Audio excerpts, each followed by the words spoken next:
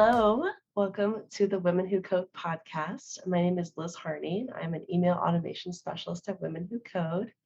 I'm excited to welcome Emily Egan to discuss handling a string of layoffs. Emily Egan is the lead UX designer at LCvista and is one of the directors for Women Who Code Cincinnati. She was also recently announced as a Women Who Code 100 technologist to watch. Congratulations on that, Emily, and welcome to Thank the you so much. podcast. Yeah, it's a pleasure to be here, Liz, and thank you for having me on. Great. So I want to start out by getting to know you a little bit better. Can you tell us how you first got interested in technology and design? Sure, I first started coding and making digital artwork when I was a teenager, and I wanted to put this artwork on websites. And eventually I wanted to make those websites better, so I started to learn HTML and CSS, JavaScript, and I did it all for fun. And I would say at the time, girls and young women weren't taught that they could do computer science and major in STEM fields. So I feel like I didn't major in computer science when I was in college, but if I knew what I know now, I would have. Oh, that's so interesting. So do you still do graphic design work for fun, or is it just for work now? Oh, yeah. So as a UX designer, it's more making wireframes and mockups, not so much fun graphic design. I don't do that as much, but I do still paint and things like that. And photography. I love photography. Oh, that's fantastic. Um, so you are a founding director at Women Who Code Cincinnati. Can you talk a little bit about that process? Sure. It actually took a little bit of time to get the ball rolling.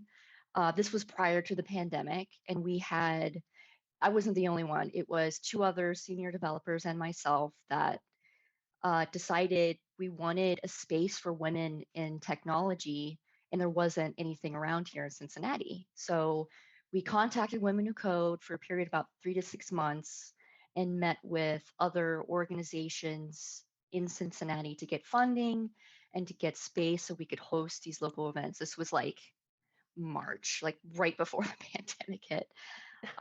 So yeah, after about 6 months of contacting, we finally got the green light and were able to go ahead and start the Cincinnati network. That's great.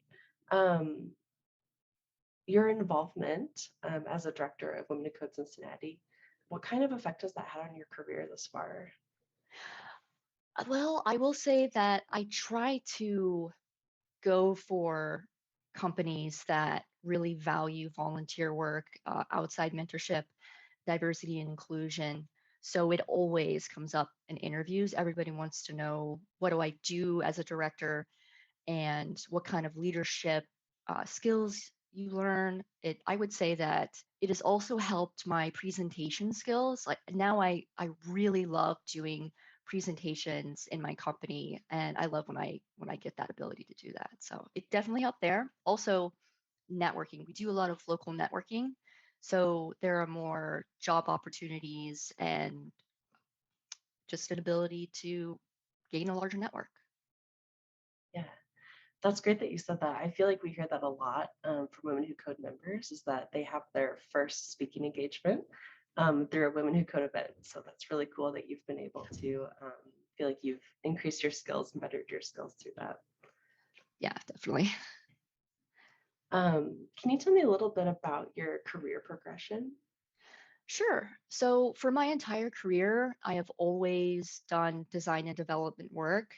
And it was only recently that I pivoted to only doing UX design. My first job was at an agency where I was doing both designing mock-ups and talking to clients and doing all of the development for web apps and websites. And then I got my worked for my first startup where I stayed for quite some time, and then after that, I eventually went to a larger company where I was a UX engineer. So I got to do both the user research, the design, and the engineering side. But after that, ultimately, I decided while I love to code, I didn't get paid a similar wage to do kind of the same job. Like if you think about it, with developing and designing web apps, we're really solving the same problem. And I like to say that there's no such thing as a UX emergency. And I love not being on pager duty. So yeah, I like both, but this just fits my passion currently. Can you tell us about some of the challenges or setbacks you faced along the way? Sure. I'll say that, I faced a lot of the common setbacks that women go through, not being underpaid and underdeveloped and missing promotions. I One time my male colleague made 30 to $40,000 more than I was making, even though we had the same title and years of experience. I've also been passed up on promotions. I've also had some of the not so common things that women face, such as sexual harassment and public humiliation.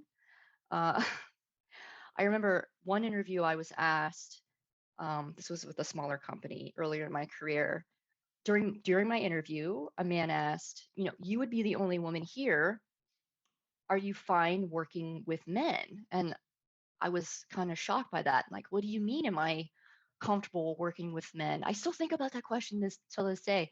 Like, should I be concerned? Like, what kind of question is that? I will say that by far the worst thing that has happened to me is it was at an in-person company meeting of about 50 to 60 people. And I recently got a dissolution, so I finally got around to changing my last name back to Egan. And even though the dissolution happened years ago, the CEO came over and he noticed my name tag changed. And he asked me, what's the matter? Can't you keep a husband?" And he thought that was the funniest joke ever. I was in shock. You could feel everybody kind of slink down in their chairs. Everybody wanted to disappear. Unfortunately, unfortunately for me, they did not have an HR department, so I could not report that. So yeah, that was probably the worst experience I've had. Wow, I'm so sorry all of that happened to you. Yeah, talk about red flags, asking if you're okay working with men. That was weirdly enough, that was like it was two different companies. Yeah, you would think would be Wow. the same one, but no. Yeah. Wow. Yeah, that's so disheartening to hear. I know we hear a lot of stories from women in the tech industry, which is why Women Who Code exists, to create a more diverse tech industry. That's why we also just had our equal pay survey to survey women and the women technologists in the tech industry to look at the pay disparities. So that report will be coming out in the coming months. But I'm um, excited to hear that. I did participate, so I'm anxious to see the results. yeah, yeah, me as well. So I know, before we even had this episode, you had discussed that you have unfortunately experienced a few layoffs throughout your career. Could you tell me a little bit about that and maybe describe the feeling of being laid off? I know a lot of individuals are going through that right now, especially in the tech industry. So I'd love to hear a little Yeah. bit more about that. Sure. I would say each time I was laid off, it felt different. The first time I was laid off, the entire company was being let go. So we had months of notice, ample notice. We were allowed to leave and go on interviews and still be paid a full wage. And I ended up actually finding a job before everybody was let go. So even though it was unfortunate and I liked the people I work with, it didn't really feel personal. The second time I was laid off, I was devastated. I was in the first round of layoffs, so I wasn't alone in the room, but it did feel more personal. And I would say that America puts a big emphasis on individualism, and we tend to tether our identities to our careers. And it's like they want our worth to be defined by our productivity. So if we lose our job, we kind of feel like we lose our value. And so if like we're not being productive, we're considered lazy, and then you start to feel kind of embarrassed and ashamed. And it's bad enough that you're having to worry about paying your bills, but it ends up really affecting your self-esteem and self-worth. And as an independent woman and a single mother, I really struggled with that because my mother, is an independent woman and she was a single mother. And she taught me to, don't depend on anybody, make sure you have a career and that you can provide your own way.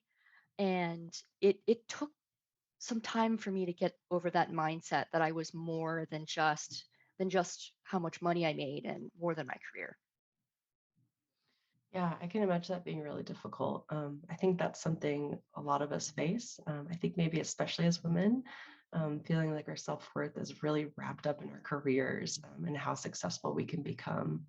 Thank you for sharing that. I have to ask, are there any silver linings to being laid off? Feels, Yeah, yeah. it's it's weird. You know, I've seen those articles that try to spin being laid off in a positive light, like you have to look at it as a great opportunity.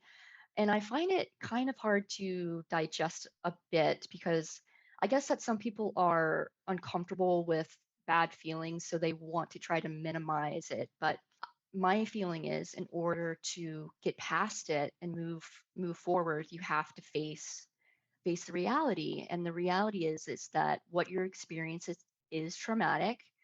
It's losing your job is kind of on the same tier as getting a divorce, a death in the family. It's really one of the top biggest events that you could go through in your life. So now, while it is traumatic, it's also temporary, and all bad things are temporary. So, and I will say that my silver lining is that even though every time I've been laid off or have moved on from a job, I've always made more money.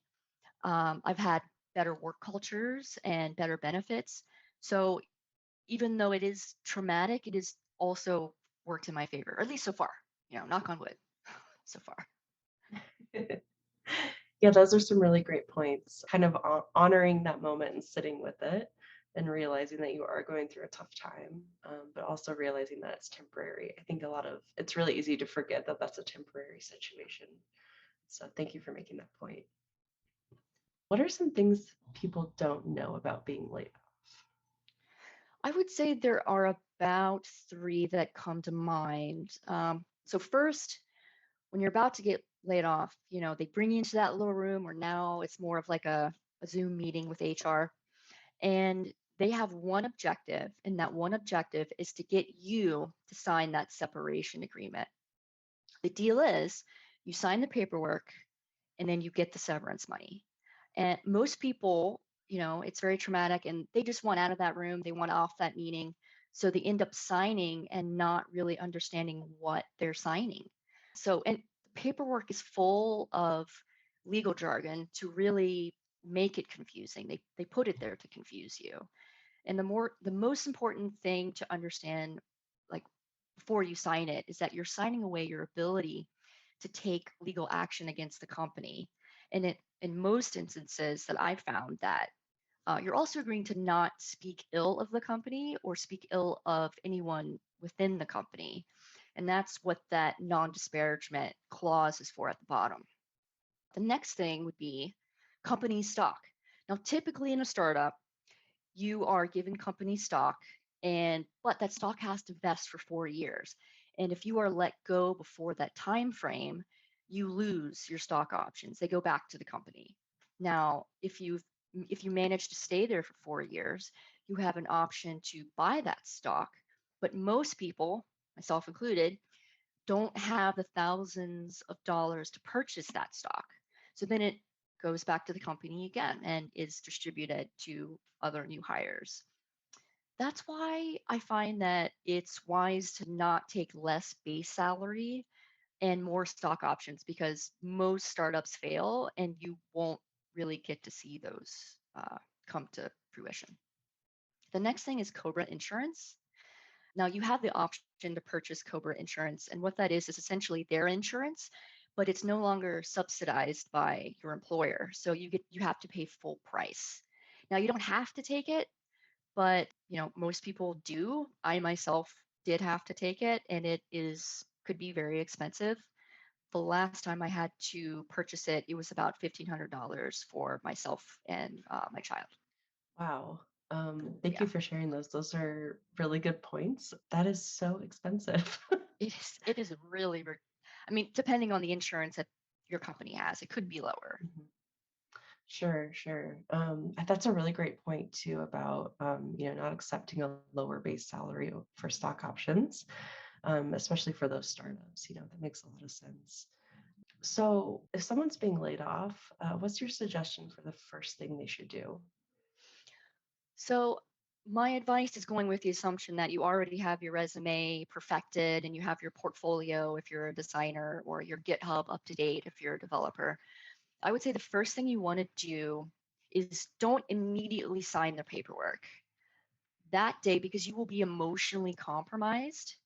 You want to take it home, look it over, and if you're more privileged and you can afford a lawyer, have a lawyer look it over because you can negotiate your severance package. You can get more money or better benefits. Sometimes companies like to actually provide insurance for a period of time. You can get that extended. So that's another thing that you can ask for. If you don't have the money for a lawyer, you can still try to negotiate with HR to get more benefits, but you want to make sure you have a number in mind because HR will want that number. The next thing I would say is make sure that you are applying for unemployment immediately because it can take time for your state to process that. So just to keep that in mind. The next thing is to make sure you take some time off. Now, if you're privileged and you can take months off, go ahead and do that. That will, keep burnout at bay because applying for jobs, especially in this market, is extremely difficult and time consuming. But if you can't afford to do that, like I myself could not afford to do that, make sure you take off at least a week or two. Because if you don't, I find that it really does affect your mental state and people will see that in interviews and it will definitely impact how well you interview. Yeah, process that grief as much as you can. The next thing is, decide whether or not that you can afford the Cobra insurance or if you can forego it for the time being. The next thing is to speak to your colleagues and, people in your network. See if you can, if you can get a referral, get your foot in the door for another opportunity. I find that most people get jobs from referrals and colleagues. It's harder to just randomly apply for a job on LinkedIn and expect to get that job. Yeah, thank you for those tips. Certainly something I've kind of heard throughout our conversation is if you get laid off, don't panic. Don't panic. Maybe just take a moment, take a step back, especially to, when you said that you don't have to sign that paperwork immediately. You can take a moment and look it over. I know I personally would probably feel the same way and maybe have a moment of panic and just want to get out of that room or out of that Zoom call immediately. So that's really great advice. What are some of the shady practices that you've seen companies employ when laying off workers? It's a good one. I would I would say for me personally, the one time I was laid off, the second time I was laid off, I was laid off with another person in the room who was, my friend at the time. And I actually got less money than he did, even though he was hired years after I was. So, yeah, companies don't, they think that we don't share this information, but we share this information.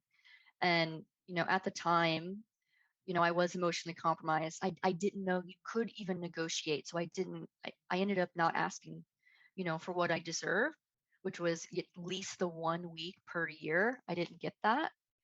But but yeah, that's one shady practice.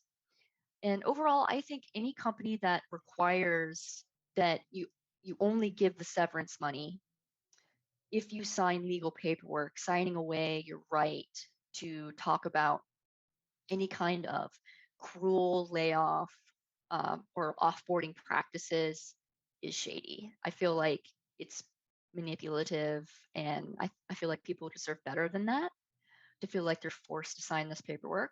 Another, lately, I find that people it's become weirdly cool to lay off people without them noticing. So like not even getting a face-to-face meeting or even an email. Sometimes their badges won't work and they'll show up to work and they can't log into their computer or log into Slack, and that's how they end up finding out. And I find that pretty dehumanizing personally. I feel like we should do better. Absolutely. Essentially being ghosted by your employer is Yes. very shady. It's very shady. Yeah, it's bad enough that happens on Bumble. Right? Yeah, I think I completely agree with you. Any time open communication is restricted, that is absolutely shady. Like having to sign something where you can't speak about the company's practices, etc. Definitely shady. Thank you for sharing that. How can people protect themselves from being laid off or before they're laid off, I should say? I want to say that I want to start off with saying that there's nothing you can do really to prevent yourself from getting laid off. So if you were laid off, it's nothing that you did personally. The company made a bad business decision and it's not on you. So, don't make sure you're not working yourself to death because, senior level directors aren't watching you on Slack to seeing like how many hours you're logged in and how many times you're jiggling your mouse to stay, on. But so in the end, none of that will prevent you from getting laid off. The only thing you can really do is just do your job well, try to build relationships and do do what you can to make yourself happy in the meantime. There are things that you can do to make yourself more prepared for a layoff, a pending layoff. Always make sure your resume and portfolio are updated, even if you're comfortable, because you could be blindsided at any time. So you don't want to be at a disadvantage going into it. The next thing you could do is regularly interview at companies. Don't go years without going on an interview because I find that interview practices change every few years. Sometimes they ask certain questions and then they stop doing that. So yeah, just keep that fresh. That's skill because it is a skill set for sure. The next thing, well, on the topic of a portfolio, if you're currently employed and you have to do things like case studies, if you're a designer, make sure you're having those case studies and writing them now while they're fresh. And if you're a developer, if you're a lead developer, working on a major project, write down your successes because in interviews you will have to talk about those successes. They're going to ask you, tell me a time something went well, tell me a time something didn't go well, and you'll have to have those examples. So it's best to do it now. Let me see. I would say also networking. Always keep networking on a semi-regular basis so you know that which companies are hiring, which companies are not. And then the last thing I would say that you could do is keep track of what's going on in your current company. Are there hiring freezes? Are they having any financial issues? Are they doing any restructuring? Are people leaving? Keep track of that. For me personally, before I was laid off, we the company did some restructuring. So our CTO left, and he was replaced with another CTO. And everybody was kind of, oh, I don't feel good about this, but I was naive and ignorant, and I said, no, it's great. He's going to change it, and we're all going to be fine. He ended up laying everybody off because there's this thing that happens with people. Sometimes new leadership, they like to get rid of old teams and bring in their teams because it's easier to, instead of trying to build trust with a team, it's easier just to bring people in where you already have that trust established. So yeah, just stuff like that, just to keep in mind of the current temperature of your company. Yeah, that all makes sense. Are there any resources you can share? Sure, I would say, obviously Women Who Code, join your local network. Like for Cincinnati, for example, we have a job board and a Slack where you can post. So if you're looking for positions, we regularly post positions on Slack. And you can also go to the job board on Women Who Code as well. I find that, like, as a woman or, a person of color, it's the companies who post jobs, because you have to pay to post those jobs. They really care about diversity. So it's good to start somewhere there instead of just trying Indeed and, winging it. I would completely agree with that. The Women Who Code job board is really nice in that way that you can really filter for those things that matter to you in a way that I think maybe other job boards don't really offer, especially as a woman technologist. What advice would you give someone facing challenges right now? Sure. I would say that being laid off feels very isolating, but to know that you're not alone, and even though you're unique in your own experience with being laid off, there are thousands and thousands of other people going through what you're going through.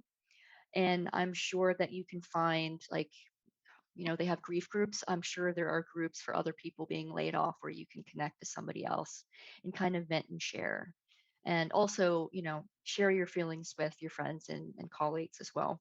Because it's not good to keep that inside. It doesn't do you well.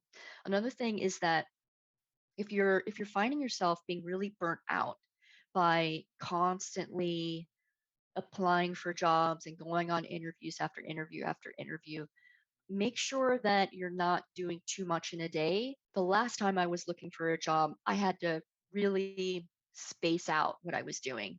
So I only did one interview a day, and depending how long that interview was, I could even every other day, and that really helped my like mental space, and I was able to actually perform better on interviews because I wasn't so stressed out.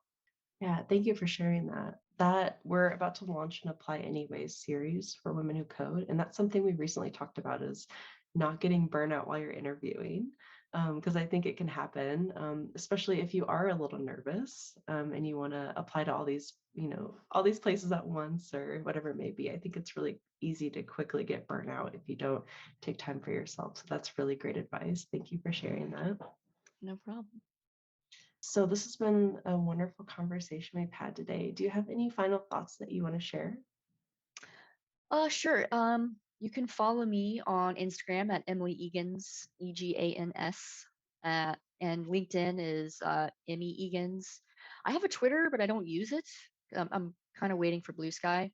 But our Cincinnati chapter of Women Who Code is doing a kind of Ask Me Anything event in June. We haven't finalized the date yet, but feel free to come if you want to ask us any question at all. Could be career related or personal. That sounds great. I might have to join that myself. Yeah, happy to have you. Yeah. Well, thank you so much for joining me today on the Women Who Code podcast. You can learn more about Women Who Code at womenwhocode.com, and you can follow us on our social media. Thank you. Thanks.